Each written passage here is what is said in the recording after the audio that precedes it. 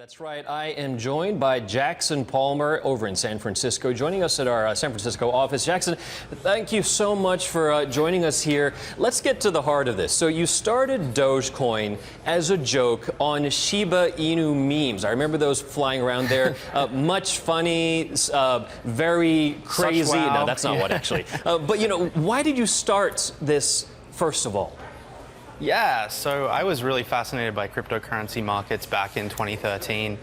Late 2013 was when we saw Bitcoin for the first time really go from $1 up to $1,000 in the space of a couple of weeks. And so I was kind of getting caught up in the mania, the addiction of checking the price every day. And I noticed that a new altcoin was kind of coming on the scene. An altcoin is just an alternative cryptocurrency, and they were always something coin prefixed with something. So at the same time, I was into the funny Shiba Inu Doge meme, that dog looking at a camera, and I just put two and two together one day while I was sitting down back in Sydney, Australia with a beer and said, I'm going to invest in Dogecoin. I think that's the next big thing. And it just, next thing it went viral on Twitter. Yeah, and here we are just on January 7th. Dogecoin actually hit a market cap of $2 billion. Let's put this into comparison, guys. Hop into the Bloomberg terminal, hashtag BTV1928 here, so you can actually take a look to see where Bitcoin is there in purple. You can see some of the other ones, Ethereum and Ripple down there.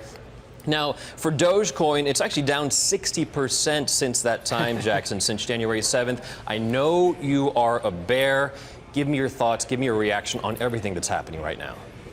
Yeah, I think it's not something that we didn't expect. I think, whenever you see a huge exponential rise in the price of something overnight with very little kind of technical development, or announcements coming out, it can be a sign of a bubble, and you can expect a correction in any market that happens. So I think that's what we've been seeing a lot lately. I think we've been seeing a lot of what I like to call kind of blind investing. And what's happening is people are having this FOMO, this fear of missing out. They're throwing a large sum of money into something, and they're not doing the due diligence until after the fact. Now, you created Dogecoin, though. Are you shaking your head now that it's exploded and now receding? Not really. I haven't really been involved closely with Dogecoin for a couple of years now, mostly because it started as a joke, and I think it's important that it stays that way.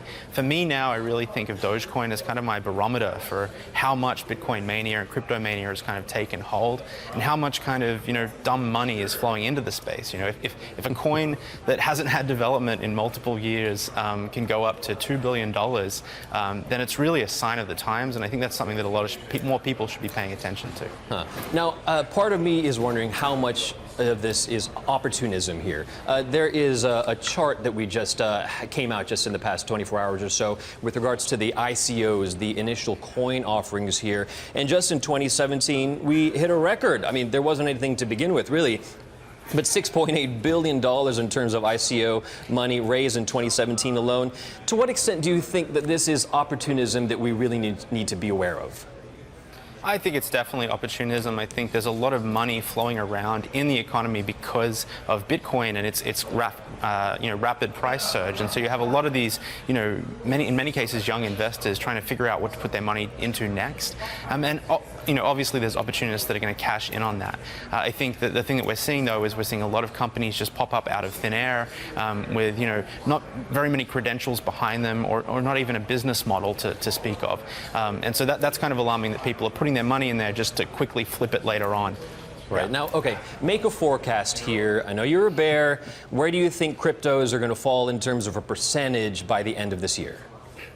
Yeah, I think that's a hard one to call. I think that in many cases, it's hard to say whether the bubble can, keep growing versus whether it'll pop. I think ultimately it is a case of when, but that's not to say that the thing couldn't grow, another 10x before the end of the year. And so it's really to be seen.